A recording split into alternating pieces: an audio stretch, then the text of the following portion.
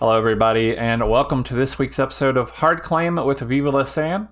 I'm Sam, and this is a show where we talk to people who play Blood on the Clocktower and get their player perspective of the game.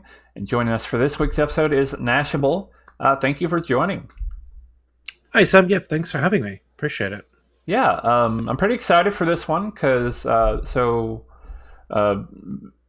doing our normal interview stuff, but we are talking about this new Living Scripts Flesh and Bones project. And we do have a script loaded up here. This was... well, tell us about the script real quick. Just we'll talk more about the Living Script stuff, but tell us where this is in relation to that. Yes, so I guess you have to give a little bit of context. This script wasn't made by one person. It was made by a group of people. And as Sam mentioned, we're going to talk a little bit more about that later. But this script is what we call a very normal game of Trouble Brewing. And it's actually about, 3 or 4 games in to a campaign system that evolves the script as you play. So this has been generated by community of testers playing the game and evolving the script as they play. Yeah, and this is what I think you said a few games into that series. This particular version. Yeah, I think it's about 3 or 4 games into what started off as Trouble Brewing, and then several games that has morphed into this. I'll call it a script. This script here. Excellent. Well, so we have sent out characters based on the script. You have drawn the Raven Keeper token. So with that said, if we were chatting on day one, what would you claim? Oh, well, I do like to claim. I'm not the kind of person that really likes to do 2s or 3s. I'm a fan of the hard claim. You're speaking my language. Yeah, exactly. So Raven Keeper, it would based a little bit on the group I'm playing with. I think if I'm playing with a group that I'm assessing, because I love poker, so it's really less about what I have in my hand, it's more about what other people have in their hands. So I'm assessing kind of what people are claiming to me. Are they claiming, if they're bluffing there's potentially that they're the Raven Keeper, I'll probably think of them as evil. So I'll come in kind of hard and say, I'm just going to play this one straight. I'm the Fortune Teller, I'm the Undertaker. I'm going to hard claim to you and only you today. And I'll do that to about 5 people. So, ultimately I'll do the standard Raven Keeper bluff. If the group's very experienced or group I play with a lot that kind of know my play style, then I might even double bluff and just say, hey, I'm the Raven Keeper. There is a spy on the script. I regularly play with storytellers. If I'm a player, they'll put a Raven Keeper in a spy game. So, at best, what I can do is try and absorb a kill for the good team. Even if I know the information I'll get, it's not going to be great. So I'm still trying to work on getting killed. If I'm being very fruity, I might even claim Virgin. So I think to you, we do an average of all those things. I'd probably just come in and say, like, yeah, I'm the monk. Do you need protection? Can I protect you? Right, so I'm getting a feel for if I would pick them or not in the night if I get killed. And this particular setup can be interesting because if it's so I've run a lot of games that have 3 minions, and then of course with this what we have right now, there's a little monster on the script, so you could have all 4 minions in, and you'd have to have a spy, but then also the evil team doesn't control who gets killed, and some interesting situations I think that could occur there. Yeah. All right. Well, how did you discover Blood on the Clocktower, and about how long ago was that? Oh, so those are 2 different questions in terms of when I learned about Blood on the Clocktower and then when I really started playing it. Mm-hmm. So I think like a lot of good people, I'm a huge fan of board games. I'm a huge fan of gaming in general. It's kind of in my background. And always played a lot of board games, always played a lot of social deduction games. So Blood on the Clocktower was the easiest pitch in the world for me to get involved in. And I've always generally in the kind of social circles I operate in, I tend to be the person that organizes the gatherings, the games, the things like that. I'm always the GM in D&D. I'm always the person who gets the group together to play the latest game. My friends get sick of it, and so it was actually a shut up and sit down review of Blood on the Clocktower. I came to Clocktower probably a little bit later than most people in the community, but the and they were reviewing I think it was just after the Kickstarter to come out, if I remember correctly. So what's that, like 2018, 2019? 2019, and I was like, great. Yeah. yeah, so it was like, great, this game's awesome. Sounds like everything I want to do. Um, and then had a lot going on with work, had a lot of other things going on, so wasn't really playing a lot at the time. Played a lot of social games, so I'll file that away. And then we had the small thing happen with the pandemic. Obviously it changed a lot for a lot of people, and it was kind of through that period of time. I was doing many other things, not related to gaming. Came back to it, kind of about 2022, 2023. This is how late I think I got into Clocktower. It was kind of late as that. Wanted to pick it back up again and was like, oh yeah, well, there was this game I heard about years ago. Should absolutely play it. And then I tend to be the person that when I embrace something, I really embrace it. So got a copy of the Grim, started playing online, meeting great people, and then I just do what I like to do, which is formed a community, started recruiting people into that community, and several thousand games later, we're here today. Did you storytell first or play first? Um, I'm more of a storyteller. I'd say about good 60-70% of my games are storyteller games. What was your first played game like that you remember? Where you was actually sitting down as a player? Yeah, I don't know if it was. So I did play before I storytold. Not Okay. not insane. So yeah, and I think the guidance that TPI gives is really great, right? Like play some trouble brewing, play some base scripts, get a bit more familiar with that, and then start storytelling. Obviously, like a lot of people, I'd watched every piece of content that was available out there as well, even before I'd started playing. Again, a very common path, I think, to onboard to the game. Mm-hmm. So first game I played was the first game I remember, and it's actually what inspired me to kind of found a community within the Clocktower community. Was not a great game, actually. It wasn't a game I enjoyed. It was a game where I had it was an online game. It was a pickup game, effectively. It was a live game, and I'd been given the grandmother, and I was still a new player. And I'd explained to the group I was a new player. They're like, "No, I'll be fine. Come on in, play the game." So I was the bounty hunter turned grandmother, who was basically seen by, and I don't even remember. I think like by a noble, and by some other role that could detect, or by the bounty hunter, right? And I effectively got bullied in the game. It was an awful experience, and I was like, "Whoa, okay." Now I'd obviously played a lot of online games, played a lot of competitive games, so it wasn't personally impactful, but it did what it did give me was an education on how bluffing, how those social parts of the game are extremely important, and how important it is. And it formed a lot of my early views about how you should treat new players as well. It's something I'm very passionate about, and making sure that new players have a slightly different path, a slightly better way to come into the community that is less overwhelming, and the game gives you those tools. So, yeah, I think I was the grandmother. I got executed day one. I was evil. I was on the evil team. Didn't know who my evil team was. Was very new to the game. So I did a very bad thing, which was I just started gaslighting the players that had seen me in their pings, right?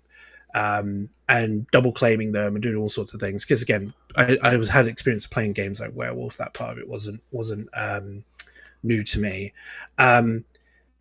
I think Evil won because basically the town just turned on itself at the end of the game. But classic. But yeah, exactly. So, but from that perspective, I was like, look, you need to make sure. One of the best things about this game is if you can find people that are on the same wavelength as you about how you approach the game. And there's many different ways of approaching the game.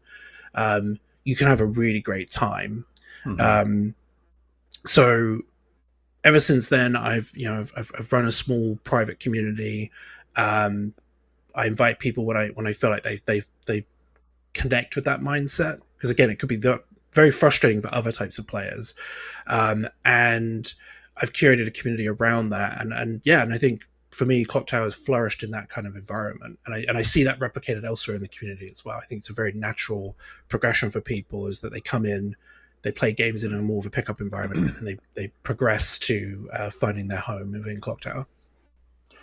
Yeah, this reminds me of, so a while back ago, back in October, we, myself, Nina, and Manny, I don't know if you know him, he's a regular in our group, we went back and watched mine and Manny's first game, because I had recorded it. and it was such a memorable game for me because I was an imp and ended up winning, skating by on a weak bluff but everybody was so new that, and it was a very memorable thing for me, and I wanted to sit back and watch it. But when we did this live on Twitch, doing the kind of the live react, Nina had never seen it before, but somebody else who was watching in chat was also in that game, and he was one of my minions, and he had a very different experience in that game because he was basically just kind of, people just kind of figured out really quickly and really easily that he was evil, and you're new and you don't know, you don't know how to react to that necessarily, and how to deal with that with the mechanics of the game on your first game. And a lot of people were like, well, you shouldn't talk to him. If you talk to him, you're evil, and basically ostracized him from the game. And he had a very, very different experience that I had completely forgot about. And I was like, yeah, we've changed a lot over the years. I've done a lot of work to make sure our games don't have that kind of thing anymore. And there are people who enjoy pickup games, so I'm not trying to necessarily down all pickup games, but there is something to be said, I think, for a community, like you said, a like-minded community where people can get together and just enjoy it and not have to deal with things they don't want to deal with. And just to clarify what I said, I play in pickup games still to this day, right? Don't have as much time for it. I wouldn't have met some people that I absolutely love in this community if I hadn't have played in those pickup games, right? So it's not about pickup games. It's really, the point I was more making was Clocktower is such an awesome game. You can be a double evil outed confirmed grandmother in your first ever game and still love it and still want to play more of it. Thousands of games later. So if there's a newer player out there that's watching this and maybe has had a rough start, you just got to find the right people. It's not actually the game. It's really just making sure the social part of social deduction is working for you, and that's for me, that's a big part of this game, right? Like with my hard claim answer to you earlier about Ravenkeeper, I'm purely making that assessment based on the people in the circle, my understanding of them, right? And that's a big part of the game for me, and I think many others as well. Yeah. And to that point too, that earlier game that I talked about, that wasn't the pickup game. That was a private group. So it's not specifically just about pickup games or not. So with all that said, what do you think actually hooks you about this game that made you want to keep scheduling more, creating that community? What do you think special about this game? Yeah. So as I mentioned earlier, I work in the gaming industry. It's kind of my day job. So love games, what a huge credit to the Pandemonium Institute and Stephen Medway and the team, because what they've done here is something for me that is really special. They've ultimately smoothed out a lot of the edges, the rough edges of social deduction games with the design. There's a lot of it that just really works. When we talk about a little bit more about the project I'm working on, it even starts to mathematically starting to prove out some of the assumptions I had about Clocktower, about how balanced and how modular it is. This is not necessarily script discussion call, right? But I think one of the things about Clocktower is, and this is going to be, because it's probably going to be controversial to some people, there are bad scripts. There are scripts that are objectively not as fun as other scripts. But I would say it would be difficult if you threw a random collection of characters together and you were an experienced storyteller with that. I think it wouldn't be impossible to find at least one good combination of characters on any script, right? I would say like every script has one good bag, and I think that's just a testament to just how well designed the game is. And then in addition to that, I think one of the things I really enjoyed these last few years in the community is the constant character reveals and updates, and that's almost created to use video game parlance, that's almost created like a live service board game, and you don't really have that, right? Like this idea of like constant, and because the game is so modular, those characters can very easily come out and just slot in, right? And we've seen some great things, right, in terms of what characters have come out, and obviously there'll be more in the future as well. So all those things are really a compelling, exciting game, and I love just playing games with people. So the opportunity to come in and storytell for them or play in a game, it's just fun. It's just great. You get to hang out with people, you get to talk to them, you get to make great new friends. and it's a fun puzzle on top of that. So what's not to like? Yeah, I think about some of the scripts that's played on, for example, No Rules Barred, or some of the old script competitions CPI did for their new characters. Many of Mm, these scripts, to be frank, were not particularly great scripts in the long run, but they're meant for content. They right. showcase a particular character, and it was very easy to get, like you said, at least one setup that was really fun and really showcased what you wanted. Maybe it didn't hold up to multiple plays, but yeah, there's a lot to be said about the how modular, like you said, the game can be. Mm. Yeah. Have you had an opportunity to play in person? Oh, plenty of times. Yeah, running Right. games and playing. Um, I like to go to both the Gamblers, Magicians, Drunks conference in Vegas. I think we've got Final Three Con coming up in April that I'll go to. Mm-hmm. Didn't do the cruise sadly, but didn't have a chance to do that. But the yeah, I love playing in person. I love playing online. I do most of my gameplay online just because the community I play with is distributed, um, but I think that's true of most people. And yeah, always love an opportunity to play in person. Yeah. Which did you do first, online or in person? Online for sure, because that was just easier, um, and I would say most of my games are online, but ultimately like to sprinkle in a bit of both on a regular basis. Yeah. What was the transition like for you the first time you did play in person? Compared to playing Um, online, which is a little different. How yeah, I mean, different depends on your opinion. I guess I've heard it yeah, both ways, but yeah. yeah. I mean, um, it's definitely easier to storytell online. I think most storytellers would agree with that. Like having a digital grim is a bit more convenient. Racking games is a lot faster, right? Yeah, yeah. Um, yeah, I mean, for me, they are different experiences. I do think it casts a slightly different light. It's not a different game per se, but I think people just naturally play it a little differently when they play in person. And I will say I enjoy playing more in person than storytelling in person compared to the online version, just because of the convenience of online. Um, and but I think you get to do different things, right? Like you get to interact with people in different ways, how you talk to people, how you bluff. I'm not much of a detail orientated player, I'll be honest. Like Flower Girl, Town Crier are roles that are wasted on me. I'm like, yeah, that vibes feel right that person nominated yesterday, sure.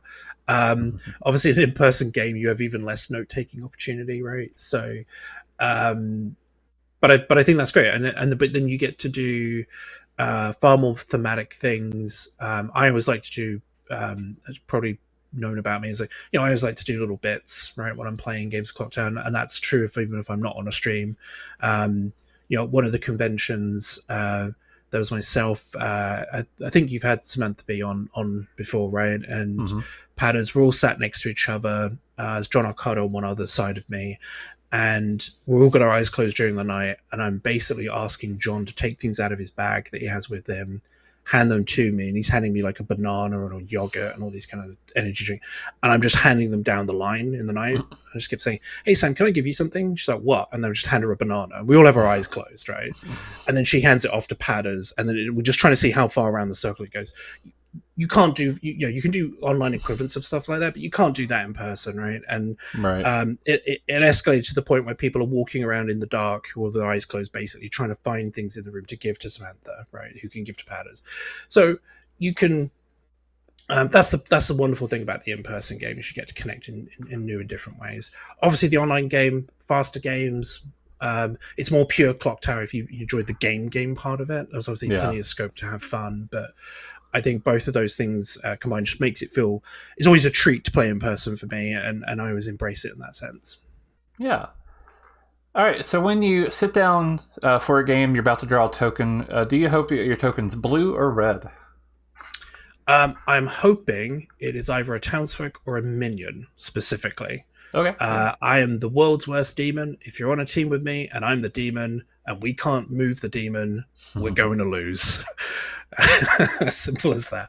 At least I've in been the there groups I before. play with. Yeah, at least in the groups I play with. I think I'm too sus, too chaotic of a player normally. So I'm generally looking for something that would like to stay alive and be framed, and then could come out at the end and prove that they're not the frame. That's my happy place. Or I love being a minion, which I think a lot of people do. It's all of the fun of being evil with none of the pressure. Yeah.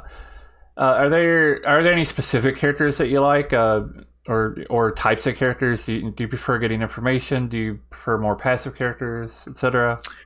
I like characters that have active abilities. I think that being able to control when to use your information, like if you're a seamstress or if you're an artist or if you're a slayer, like those tend to be fun. I also quite enjoy starts knowing characters as well because I think as a community we talk a lot about like the mechanical effects of characters.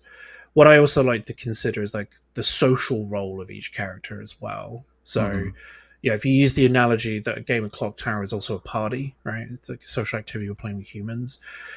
The starts knowing characters are basically the carousers, in my opinion, are carousers of the town. They have their information, they're committed, right, to whatever that information is. So it's really their job to get the party started, so to speak, from an information sharing standpoint. And that's a role I'm not always suited to it, but it's a role I enjoy as well. Just being able to say, like, right, I'm the chef, I've got my one. That's Rally Town. You can use me to launder information out to the town if you don't know where to share it. And evil can do nothing about me other than kill me, which is not even that big of a deal either. So that's quite low pressure. Um, and then it's always fun. I play with a group of people on stream regularly called the Noobs on the Goof Tower, which folks might have heard of. And we all love the Slayer because we seemingly have magnetic Slayer bolts. So that's always fun as well to do. A day one Slayer shot is the best thing ever. Are there any particular characters, I guess, other than outsiders and demons, that you prefer to avoid? Any like townsfolk or minions you don't particularly care for? No, I mean, I'm such a Blood and Clocktower fanboy that any playing the game is always awesome and it's always a treat. So I embrace Yeah. every role. I like to try and find new ways to if I'm the barber, I'll try and weaponize it and get killed early so that if the demon swaps me with another good player, then we can actually start a confirmation chain. Mm-hmm. So I always like to find interesting things like that. Like, I'm probably never going to claim Saint ever again in my career in Blood and the Clock Tower.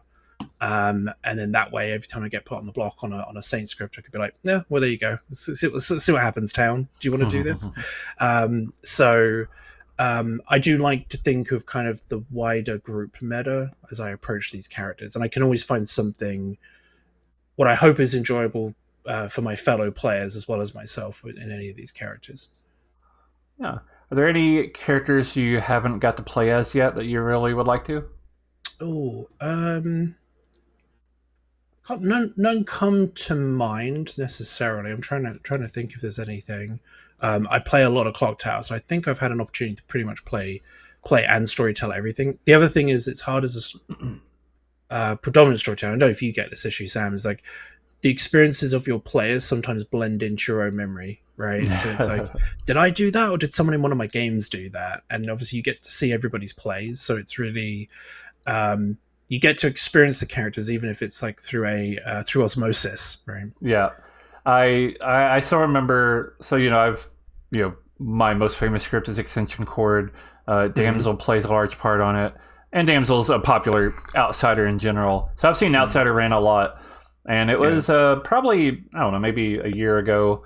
I finally was in a game and I drew the Damsel token, and I remember sitting there thinking, "Oh, so this is what that feels like." The overwhelming majority of my stories are not me as a character. It's, oh yeah, this is what something somebody did in my games. All right, well, let's talk about some scripts. Very shortly we'll talk about living scripts, but I do like talking about base scripts because for myself, I always run base scripts every other week on my weekly streams because I always want to keep them in rotation. How do you rank the base 3 scripts? And I guess what are your general thoughts about each of them?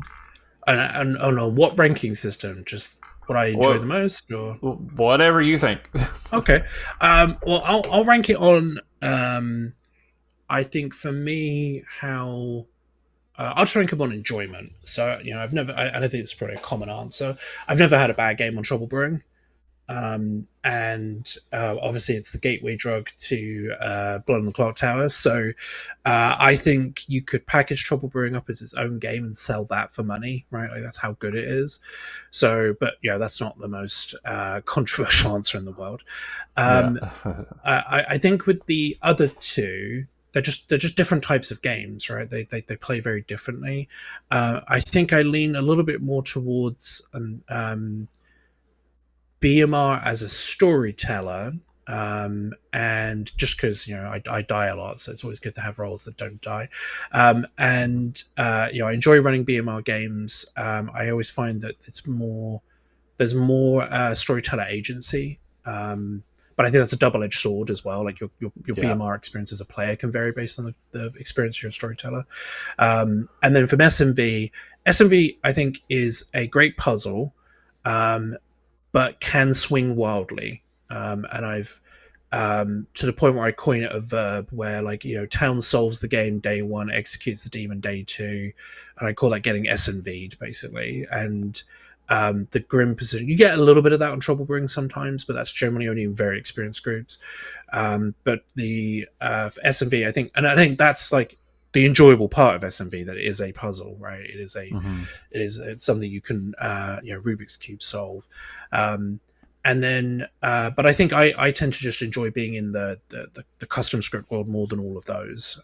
But yeah, Trouble Brewing, very clear number one, and then I think SMV and BMR kind of, they're just very different experiences and a little bit harder to apples. But to answer your question directly, Trouble Brewing, BMR, SMV.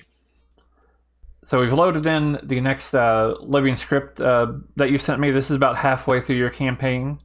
Mm-hmm. So for fun, I've sent out a new set of characters because we do have, I mean, at this point, this is not even recognizable as Trouble Brewing. At least the last one, a few games in, you could see, oh, this is the bones of Trouble Brewing at least. Oh, I don't know, Sam. There's a Raven Keeper. There's a monk. Come on, this Yeah. is this totally normal game of Trouble Brewing. Well, the character you've drawn is the evil twin token. Yep.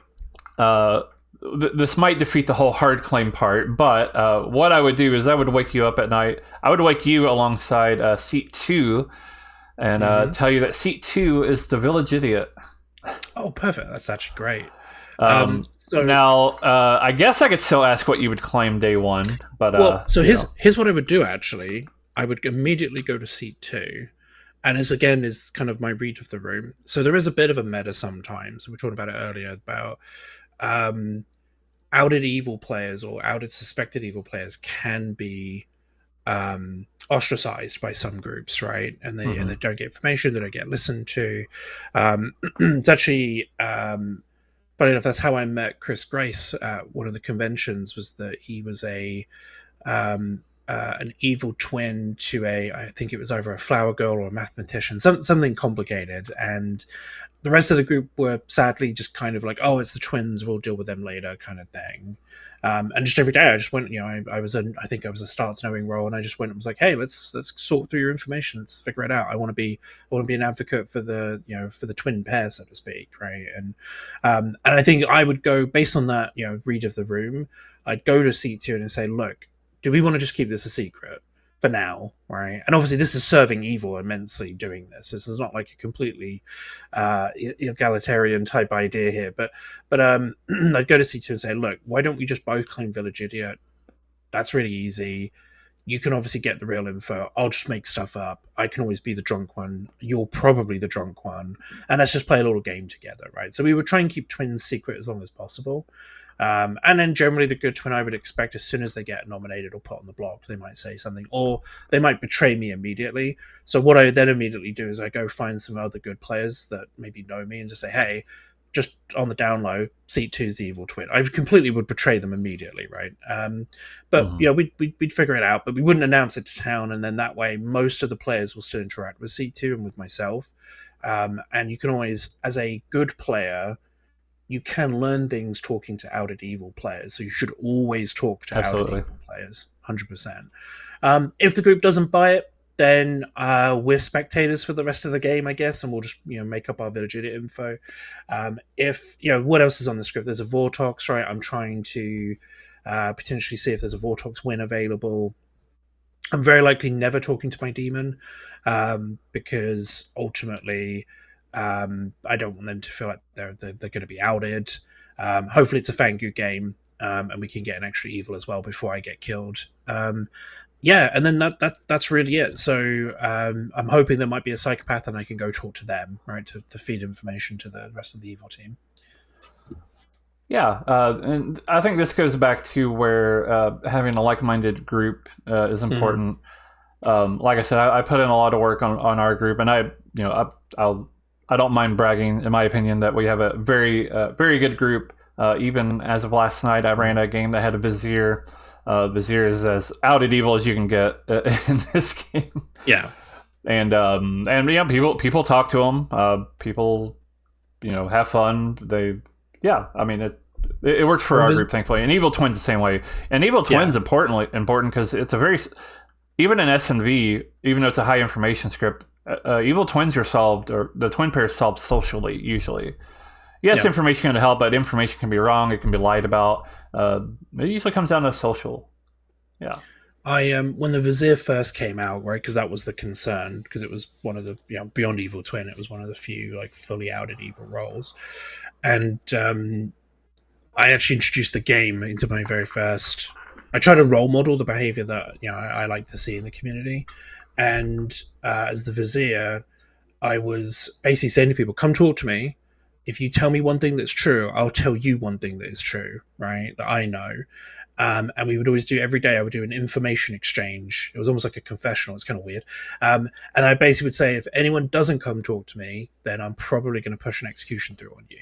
And it just created a dialogue, right? Even if that dialogue was a little Yeah. coercy, it at least created a dialogue, and it kind of got players thinking about that they could talk to evil players, and it was okay. Obviously, first rule of Clocktower is you can say anything whenever you want. Um, but one of the things that always grates against me is when I hear people say, "Well, if you go talk to that person, you're obviously outed evil, or you're evil with them," right? That I feel like that's leaning too hard on the alignment part of the game and less on the social part of the game. And I think information is always useful to both teams. Yeah. Yeah, I always like to point out, yes, you can say whatever you'd like at any time as a rule, but also play nice as a rule. Mm-hmm. Yeah. So, to its most extreme, you can't just yell at somebody, even though you can say anything you want anytime. You can't just like cuss somebody out or talk down to them. You still got to play nice. Yeah, And I agree with that. Yeah. and I think trying to police who people can talk to, don't talk to this player because they're evil. I think that violates the play nice rule. It's also telling other players what they can and can't do, which is also a thing Exactly. Yeah. not fun. So Yeah. All right. Well, let's talk about living scripts because we are halfway through this campaign that you had ran. What are we dealing with? What are we talking about here? yeah, so probably the best way to describe living scripts is if you think about like we talked about base scripts like trouble brewing, etc. So if you think about the things we have in Clocktower today that we use to play the game, so we have base scripts, we have custom scripts, we have homebrew scripts. Well, this concept is called living scripts. So the idea of it is there's a special web app that we don't have here, but like a special web app called Flesh and Bone, and the web app allows you to run a campaign style living script for Blood on the Clocktower. It's still a normal game of Blood on the Clocktower. There's some other great projects out there that are more like legacy board games, or that are changing the rules and things are evolving. This is not that. This is deliberately not that. And the reason why it's deliberately not that is one of the challenges, I guess, friction points that you have in a more traditional legacy campaign system is they're generally built around a consistent group of players. So you run into that challenge of like with D&D and like other like King's Dilemma and these other types of games where, well, okay, everyone, we have to get together on a specific day of the week or specific time of the month, and if people are not available, they'll miss content. They might even have abilities that are not actually even in play that you need them to be in play. So nothing wrong with those type of campaigns. I think they're great, but they're just very specific. And my vision for this was kind of built out of two things. One, often as a storyteller, I'll have a very nice, polite group of people in a circle, and I'll ask them, "Hey, what do you want to play?" and no one really knows what they want to play. So it takes that decision making off the table, which is great. Like, it's just an extra burden of having a script ready to go. And two, this is also a really accessible way for people to experience uh, lots of different scripts, lots of different combinations of characters that you wouldn't normally. And I think it's never going to be better than a really well crafted custom script like extension cord, or insert loads of other of scripts here. Like, those are very specific curated experiences, and they are awesome, and we want to keep doing that as a community for sure. But this is an opportunity, if you want to go on a journey through Clocktower and you want to experience the different characters, this is a way for you and your group to do it. So the way it works is you start with any script you want. It could be trouble brewing, it could be extension cord, it could be BMR. It's basically, as long as it's all official characters, that's the only key. You play a normal game of Clocktower, and then when a character dies to execution, they are eliminated from the campaign, which means they are removed from the script. They can never come back, and you play the next game, and it's changed. And as Sam, you've loaded up a couple of these scripts already. This obviously started off as trouble brewing. This is about game 18 now, and as you said, like, we're not in Kansas anymore, right? Like, we are definitely far away from trouble brewing. But when we've been doing the play testing of this, because we've been play testing this since January, during the play test of all of this stuff, what I found was players really got it into this idea of the ownership around the script, right? Like, their decisions were changing what showed up in the next game, and that was just fun. That was just straight up fun. And they got to play Clocktower, and as we talked about earlier, Clocktower was a very modular game, so there was always a good bag you could find in every script, and people were having a great time. As a storyteller for a lot of it, it was also a fun puzzle. I was no longer thinking about having to build a script or picking one out of a library to play. What I was looking at was, well, how do I make a really fun experience out of these characters, right? So it was like you have those like cooking shows that, like, here's an aubergine and an egg and I don't know, Jolly Ranchers, and go make a meal out of it, right? Like, it felt like the Clocktower version of that, which was fun. The web app handles all the script building for you, so you don't have to, you tell it what's happened in your campaign. It will then give you a new JSON file. That's how Sam's been able to load these pretty quickly. They're all just simple links. Retains a history of that. You can share it. And the other question that commonly comes up around now is like, well, how do the characters change? Like, what changes a Baron into a Zarn, or an Imp into a Vigor Mortis, or something like that? And we actually have like an online system where people can fill out a survey. There's been a few of them probably around. Sam, I think you have your own as well, right? Yep, Hardclimb has their own survey. So you can get, if that's posted online, you can access that. You can fill out the survey for that community, and then when you play a campaign, you tell the system which survey results you like to use, or a combination of them as well, right? And that's available on the website. So you can have your players, your community. You can use, if you're part of bigger communities, you can use their data as well, or you can use the whole database. Your combination's up to you, and it's that data that ultimately changes it. And so, why do we use crowdsourced data for this? Well, if you think about, and I probably will get the number wrong, but I want to say there's about 169 characters currently on Blood on the Clocktower. That will be true at some point, I imagine, if that number's wrong. But it's roughly, it's in the hundreds, right? It's in the kind of upper hundred, right? With more to come in the future, yeah. Yeah, exactly. It will definitely be above that number in the future. So if it's not correct yet, watch this YouTube video 2 years from now, it will totally be fine.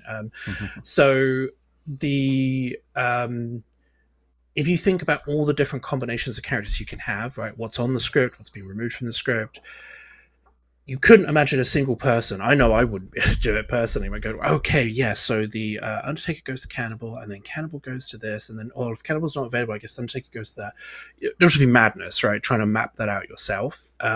So that's what the tool really helps with as well. Is like, it's not just the ability to make the changes to the scripts, but you have the ability to change those scripts, right? I mean, there's nothing stopping a single human being with a Sharpie, crossing out Baron on Trouble Brewing and writing whatever they want in there. But would you know what to replace it with?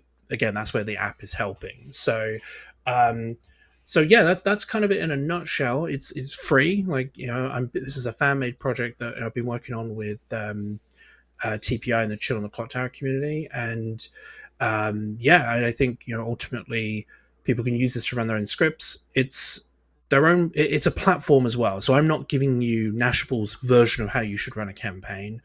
There are different endings. You can start with any script. You can choose if characters are already eliminated. You can choose if characters are held at what we call it in reserve. So these characters come onto the script at the end. So you could start with Trouble Brewing and say, let's end with SMB, right? You could have a journey like that way. Um, you can run teensy campaigns. You can run whale bucket campaigns if you're feeling spicy. You can have things evolve with that. I think I showed you this, Sam, right? Like even this idea of you could, we modeled the mobile game Snake as if it was a Blood on the Clock Tower script, and it started off as one of each character type and grew to basically a whale bucket type situation.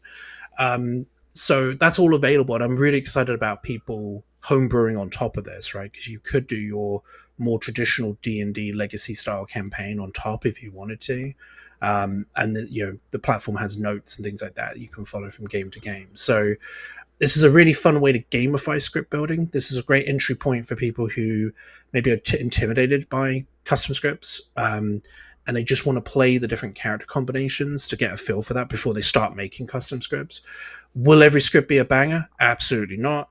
But in our testing, we found some really good, and we'll see some of the later game scripts as well. Like there was a combination of demons that came out towards the end of this campaign that I absolutely adore now as a storyteller. I'm like, great, next time I make a custom script, I'm probably going to build the script around those 4 demons. And I wouldn't have seen that. I wouldn't have been pushed out of my comfort zone, right? I think sometimes those of us that play a lot of Clocktower and build scripts and things like that, sometimes we can be a bit guilty of groupthink, right? When it comes to what's good and what's not good, right? And that's natural. That happens in every community. And this is an opportunity for us to deliberately get outside of our comfort zone and experience some new combinations. Yeah, I love the concept. I can't wait to try it out myself. I had the opportunity to test it. I just haven't had time, unfortunately. But I do want to incorporate this into my stream. It reminds me a bit of I've done a handful of times where I've taken fish bucket or whale bucket as people call it, and just randomize the characters, put them in seats. And I usually run fish bucket where the demon still gets 3 bluffs just to help them with whatever the combination is. So I'll take the 12 characters that got put in the seats and the 3 bluffs and say, okay, these now have to go on a script. What else would I put on the script to help fill it out? And it's a very interesting challenge just to try to make it work when I normally maybe not put these things together. So even when I was setting up this Fate game, I just kind of picked some characters. I didn't think about it quite as much as I normally would. And I'll let everybody kind of see the Grim a little bit better. I was trying to think, well, what would I pair an evil twin with? Right. I've picked some weird combinations maybe for an evil twin. So, and I mean, it's okay to spoil you that what's in this game, but I put 3 village idiots. There's an Alcihir. That's a little weird with an evil twin because the Alcihir knows who one of the minions is right off the bat. Steward, a little underwhelming. Snake Charmer, spicy. Yep. Golem doesn't really work. And then you have Klutz, which maybe could work. So I said, oh, well, let's just slap it on one of the village idiots, and now we're going to have 4 village idiot claims. 2 of them are in twin pair. So, I think that's interesting. And I still think Alcihir has a puzzle there, right? Because I'm looking at the script and I'm going, great. If Alcihir is in the game, I need to be. That's why I would immediately go to the village idiot and say, look, let's not get ourselves ostracized here, because I'm trying to buy a couple of days at least before the Alcihir starts trying to guess on this, but it's still a 50-50. And hopefully there's not a psychopath as well, so that the Alcihir's got both minions straight away. But ultimately that would be, and obviously in a Widow game, Alcihir's probably getting poisoned 9 times out of 10, right? So could be, yeah. So that would there are ways around. I think what's good about this system is it will challenge you to think about. You've got to attack the script a little bit, right, and be a little bit more just a little bit more kind of aware of the different combinations because they are not being thought for you by the person building the script. But what I also like to say to my players is if they don't like a particular script, it's their fault. They made this happen, right? It's their choices that made these things happen. And again, the beta testers love that. They were like, "Yeah, you know what? This script is kind of insane, but I actually love that because I don't normally get to play this, right?" And none of these scripts overstay their welcome. Every game in the campaign has to be a different script. It has to change. That is the golden rule. So, if you end up in a slightly kind of quirky situation, it's only really for a game, and you can always draft a bag around it anyway. Yeah. And so, for example, in this game, presumably Town would kill one of the twins. So let's say they kill. In my experience, they usually do end up finding who the evil twin is. So let's say you get executed and you're dead. We won't keep you this way, so you're not black and white the whole time. But I'm very sad. There's I got these tokens up, and you can put eliminated, and now that's a reminder to myself that evil twin will be eliminated from the campaign. I'll put that into the app. Exactly. So the evil twin quandary, right, with this script, great. It's only sticking around for one game, really, in the grand scheme of things, and because the stakes are that high, technically, it does also encourage storytellers to try big ideas with their bag choices as well, right? Like I once in a Fangu game made the evil twin twinned with the politician. And therefore the evil team potentially had one or two options, and it weren't the only outsider. It wasn't bait for the Fangu, but then it gave the politician something really interesting to think about, right? Like, do they join the evil team? Do they out all that information? Does the politician even out their role? Does the evil twin out them as politician? And again, you wouldn't normally have that kind of combination, but that script opens up that idea here. And in the end, the Fangu did jump to the politician. They mistimed when they were going to do it, and therefore the evil twin basically outed that the politician jump had happened, and it would have been fine if it wasn't for the fact that the politician told another player that they were the politician. Yeah. So I was going to say then that probably brings up a good point too about how this isn't probably really good for beginner players or maybe even intermediate players. There's probably maybe at least a little expectation that you're familiar with most of the characters in the game. Yeah, that's a great question. So I have contemplated that. There's kind of a couple of scenarios there. There's the player experience scenario, and then there's for the in-person players, there's the straight up, do you have the tokens? So right, when you create a new campaign, you can choose if there are characters that were already eliminated, so they're not ever in the character pool. So if you're, say, in a less experienced group, you could maybe eliminate all the Kickstarter and other experimentals from the list, and then just play with base 3 characters if you wanted to. Or if you're the group that really doesn't like the atheist or really doesn't like heretic, or there's definitely strong opinions out there of each character, you can just take them out immediately, and then therefore those characters will never show up in your campaign. So, I think you told me an example too of where heretic was in on the script for about 5 or 6 games in a row, and finally you just said, well, let's just take it off, and you have that flexibility. It's your all's group, it's your all's game, and I think that really fits with the TPI philosophy of the game. Make the game your own, and do what's fun. Completely agree. Yeah. So whoever's running the campaign is the final say on what happens in the campaign. So as the tool is set up as a platform, you can choose to make whatever changes you want as you play it. So yes, exactly that. If you've got a character that you think is overstaying its welcome, just add it to the elimination list and it will be gone, and you can keep playing. So yeah, you shouldn't, as long as the only thing I insist on is that you never play the same script twice in a campaign. That is it. That's the only thing I insist on. And therefore everything else is a sandbox for the the campaign organizers effectively. And so that means that's great that if you have characters that are overstaying their welcome, if you have characters that I do recommend, if there are some things that seem intimidating, give it a go at least once, right? You'll be surprised. Something that you think on paper is not going to work, you'll be really surprised how fun those combinations happen. And then yes, I've seen, in terms of newer groups using it. Yeah, don't, if you've never run Trouble Brewing before, it's probably not, you're not ready, but you're not ready for custom scripts either. You're not ready for homebrews, right? This sits in that same pantheon. Yeah. So, do your homework to start with, right? Play your base games, but when you're ready, when you're ready to go past that, then a couple of different ways I've seen beginner groups do this in some of our testing groups. One group, it was really fun. They had played a lot of base 3, but never a lot of experimentals. And that was because they were playing a lot in person with just the base copy of the game. And then they started playing online. So they had now access to all the characters from a token standpoint. So what they did was they started with one of the base scripts, and then they, instead of eliminating every character that died to execution, they just eliminated the last character that died to execution.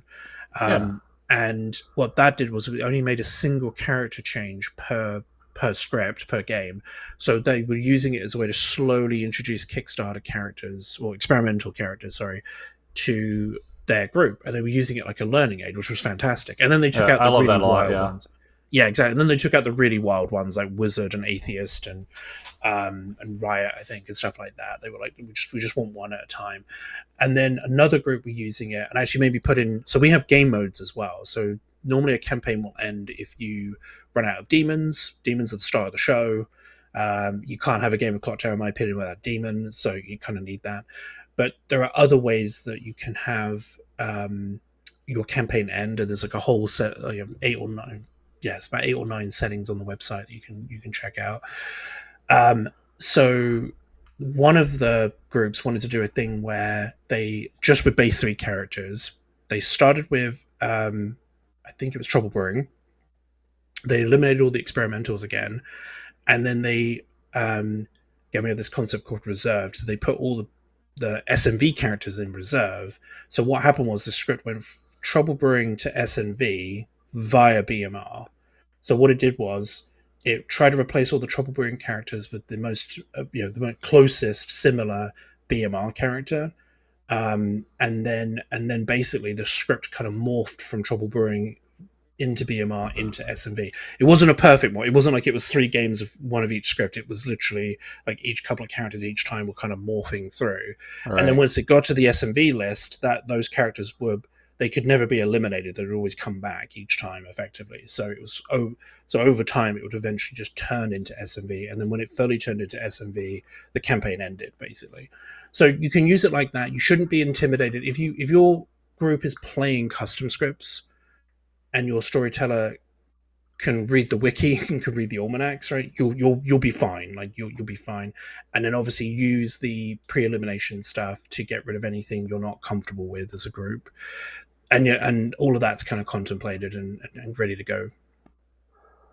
Yeah, I love the different campaign options because it's going to make me want to run multiple campaigns over time. It's like, okay, well, we did I plan on starting my extension cord because that's my brand basically, and just play a quote unquote normal campaign maybe for X amount of time.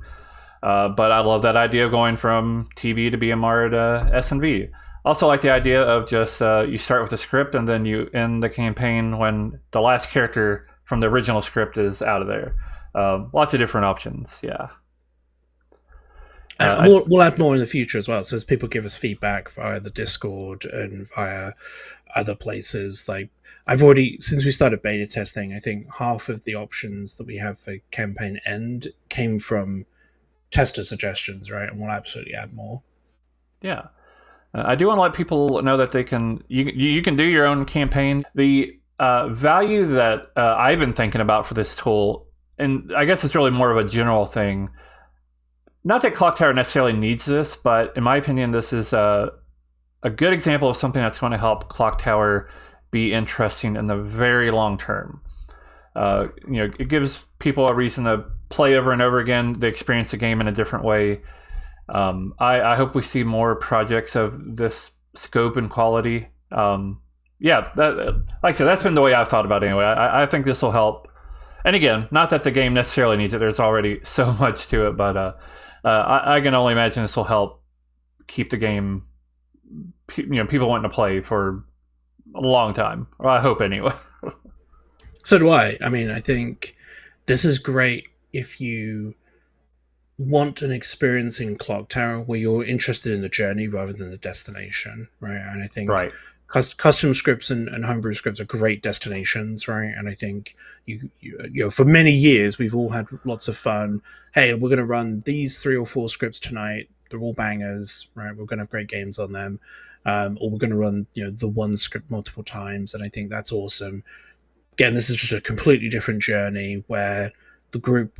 This is the first, I would say, group script building activity that I think is available in Clocktower, and then I'm coining the phrase living script, kind of stand it apart from other types of script building activities. But I'm hoping other people do their version of Flesh and Bone, right? Like Flesh and Bone is just my tool, my platform to help people with this. But I would love to see other people in the community come up with their own versions of this and, share it with the community as well, right? In the same way that you have different aids to help with script building, this is just another one. Yeah. All right, we have loaded another script later in the campaign. You've marked this as about 2/3 through. And something I do like to point out, if y'all haven't already noticed this background, there's a lot of character icons back here, and this is everything that's been eliminated, correct, so far? That's it. Yep, we call it the graveyard. So it's all the characters that were in order, starting in the middle there with the Baron. So kind of going in like a circle spiral kind of out from the middle. So the ones around the outside are ones more recently been eliminated. Yeah, I think it's just a fun little detail, purely cosmetic, but I think it's a neat little thing to add on to it. It's part of the narrative of the campaign, right? And I think everything that celebrates that narrative and player choices is kind of part of the vision for this. Well, real quick, you've drawn a Savant token. So at this point, what would you claim with that? Oh, yeah, so this is good. This is one of my favorite characters as a storyteller as well. I love giving Savant info. So I think, again, it's always the read of the room. Poppy grows on the script as well. So what ultimately I'm looking for here is probably something...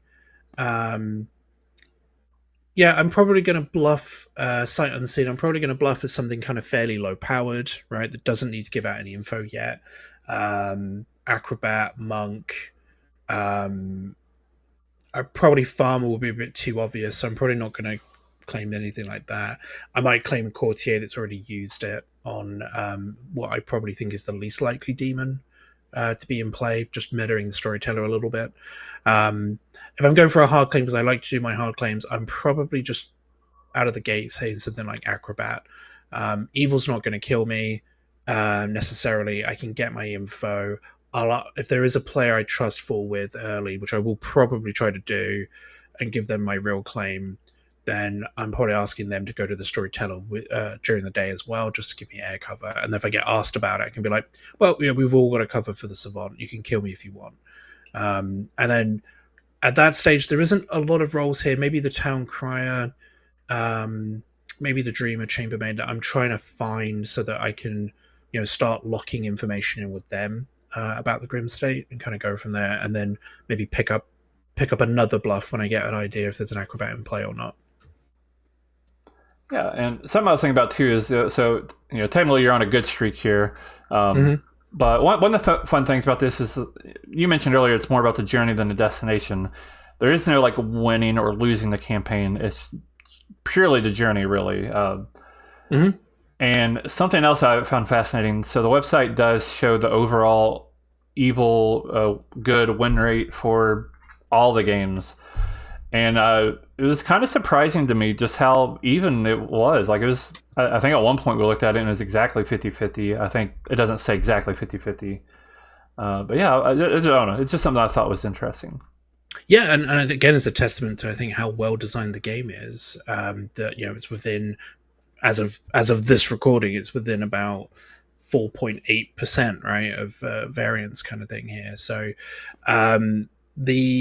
it was one of the reasons why I wanted to track the results, because I was concerned that in a campaign setup, players would play so differently, even though it is effectively a connected series of normal games of Clocktower. There's no mechanical. Well, there are very few mechanical changes. If I'm being completely honest, there's very few mechanical changes that actually need to happen because it's a campaign system. So all of these are just normal Clocktower games. As you mentioned, if you're playing in a campaign, this one went on for 37 games. So we're about game 28 of 37 here. We're very far away from Kansas now of Trouble Brewing, and that was the thing I wanted to test before we started kind of working towards launching this. Was like, are we seeing balanced games, or are people throwing, or are people playing weirdly because of it being a campaign system? And to your point, thankfully we've been very surprised. I think this, the win rate currently as it shows is within, I would say, a very acceptable variance that you would have at this early stage, right? And we'll keep monitoring that. Rules can be patched very easily, right? I'm not in the same works, pipeline that constrains folks like TPI, right? That for them, there's very wide sweeping changes or implications, consequences to them changing rules. I'm not in that same place, thankfully. So, if we need to patch a Jinx to have a character operate slightly differently, we can do that. It's like, I can do that within days of us identifying the issue. And then that's available to people immediately, right, as they're playing their games. So we'll keep monitoring it. People's feedback will be super critical. In this game, the spooky hand you can see at the background there, actually on the image, actually is telling us at this point of the campaign, evil was winning the campaign. So again, it's purely cosmetic. You'll play on both teams through a 36 game plus campaign. You're going to play on both teams multiple times.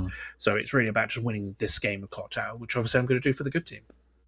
Yeah, and just to briefly talk about, we did mention some special rules. For example, this script at this stage has Huntsman and no Damsel. There are special rules for the Huntsman to make that work. We won't necessarily go into details because everybody can see that on the website, and it might change anyway. But there are rules for that to make that work. I know more recently there's also an option to just go ahead and eliminate connected characters if one's eliminated, or if the Damsel's eliminated, Huntsman's eliminated. I think Choirboy King can have the same thing. So those are options that are considered for this. Yeah, and my vision for that is I don't want anyone... if you're playing this online, because we have a little bit more options here if you're using a digital Grim, I guess you don't have to be online, you just have to be using a digital Grim. I give you all the rules as Jinxes, so you don't have to go out to a separate website or have a PDF open or anything like that. You literally can see everything in the app. So we handle all of that. And then as the script tool is giving you your script, as it's giving you the JSON, it's actually reading the script and doing some things there as well. So if, for example, we had no outsider manipulation, so on this script we have a Zaan, right? So there is outsider manipulation happening here. If we didn't have misinformation, we also have a Zaan. Zaan's great for a script building standpoint. The tool will add fables for you automatically as suggestions. So it would have added a Sentinel, it would have added a Fibbin. If you have a King by itself, it will add a Stormcatcher, right? So, and obviously that's the intent of fables, that they help with large script balancing features, right? So I try to, even though I'm not going in there and saying I must have these things on every script through the algorithm of the tool, that still characters go into characters. The fables allow us to cover any massive holes in any particular script. Yeah. So before we go, I just wanted to ask one more quick player question, not really relating to Living Script, but so I can see at the very top here that Wizard's been eliminated. This script has Legion. We talked briefly about Atheist. I do like to ask people, just in general, how they feel about these very game warping characters that, very storyteller dependent usually. Some people like them. Some people prefer to avoid them. So I'm just curious about your experience with those and how you feel about those kinds of characters. Yeah, so I mentioned earlier, right, that I like to be the game master in a D&D game, stuff like that. So I think my answer here is going to be very obvious. I adore these characters personally. They are definitely not characters that you break out every day, every script, right? And I put Legion on that as well. They are definitely good if they show up for a game or two, and then you put them back in the box for a little bit, and they're like a treat.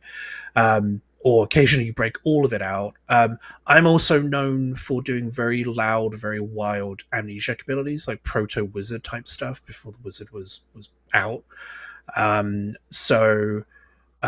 For example, um, an amnesiac ability I ran was you learnt the demon's name as a series of YouTube links that were all music videos of Rick Astley of Rickroll fame.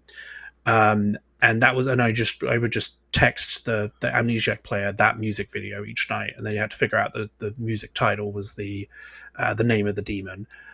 What was a problem was the demon's name had an N in it, so the very first one I sent the amnesiac player, was never going to give you up, and therefore they just thought they were the drunk being rickrolled the entire game. So I had to bring in an apprentice traveler who was also the amnesiac, that got the same information to make sure they understood that they weren't being rickrolled. So I do stuff like that. So wizard, I love it. Like, someone comes to me, I'll ask them for something creative. Of course, the rule of fun is always going to be the most important thing here, and I want players to feel like they had. Both teams had a chance to win the game, right? That's really important for me. If I can get a game into, obviously, if evil wins, right? Like there are games you just need to end quickly. If it's obvious one team is going to win, but if I get a game into a final three and everybody in the room is like not sure who the demon is, I feel like I've done a good job as a storyteller. As a player, absolutely love it. I will do. I have a meta as the wizard now where I do my wish before tokens go out. So I actually ask the storyteller, like, "Hey, if I catch the wizard token, my wish is this. Please, can you implement it immediately?" Okay, right? yeah. And obviously, that's a silly thing because the real wizard could then just implement my wish and frame me, right? It's a fun way to play with the meta. You might as well lean into the silliness of those characters, as far as I'm concerned. Yeah, love that. All right, yeah. So I went ahead and loaded the very last script you had for this campaign. You mentioned that it was a bit of a mess. We're not going to go too in depth into it, but yeah, you can kind of see it's a weird script. It's a Leviathan only at this point. There's a summoner. I put in a summoner because why not? That's maybe not a good idea, but I think it kind of goes to your point earlier about you put you in interesting situations that you might not otherwise have done. I don't know. I mean, exactly. This is I said earlier, not every script's going to be a banger. This is exactly an example of that. This is where if we had obviously done 36 games prior to this game, and the campaign had ended up being 50-50 win rate. So we played one more game just so and see there was like an overall winner for the campaign. That was more closure for the players than what I would have recommended from a script standpoint. You could fix this script pretty easily. You could eliminate the summoner and the courtier pretty quick and then get new characters in, and then I think you've got a much more viable, fun script. We didn't do that. We just ended the campaign because we just wanted to play one more game anyway. And obviously we wanted to start a new campaign because we've been doing this for several weeks already at this point. So yeah, I think this is a good example where a little bit of human TLC on top of what's happening here is always encouraged, right? And but we are now 37 games technically away from trouble brewing. Only the monk has survived. It's amazing. Which is an amazing run. I think the Zarn had the second longest run. That's still there, yeah. Yeah, the Baron had got eliminated from game one, and basically Zarn had run all the way through. So I think it's and it's still it was a fun game. We had a fun script, and even though it was a Leviathan game, and I just deliberately in my game I deliberately didn't put the courtier and the summoner in the bag, right? So that way it wasn't easy for the good team to win. Yeah. Well, I wanted to go ahead and load up this last script that you sent me because I thought it'd be fun to use it for a very final question, which is, looking at this script, which character would you like to be in real life? Oh, yeah. Well, there's what would I like to be, and then what am I? The what am I is definitely the fool. That's 100% there. That's 100% that is. I don't know if I have the extra life though. I don't want to test it and find out if I've really got that ability. For what I'd want to be, yes, that's fun. Yeah, I don't think I want to be any of the evil team. They all kind of sound horrible. So I think I would go with innkeeper, because I think it's getting people drunk and keeping them safe. I think that's a good combo of how I like to live life. Yeah, well, sounds good. Before we go, feel free to plug the Living Script thing again, of course. But what would you like to plug? Yeah, so thanks for the time today, and yeah, so Flesh and Bone's free. I also run as I mentioned earlier, I run a small community for Blood on the Clocktower called Chill on the Clocktower, which you can find more information about them at chillontheclocktower.com. I'm Nashable on Discord, so if you have any thoughts about after seeing today's video, or you have thoughts about the app, or you just want to play maybe you want to play some of the Flesh and Bone campaign stuff, I run it regularly, as you would expect. So just hit me up on Discord as well. Yeah, and will this app have its own Discord that people can join? It will, and that'll be available on the website. So if you go to the website, you'll be able to find at the bottom of the page, you'll find the link to the Discord community. Okay, well, sounds good. Well, Nashable, thank you very much for joining us. Thanks, Sam. Appreciate the time. Yeah, and then thank you all for watching. We'll be back next week with another episode of Hard Claim.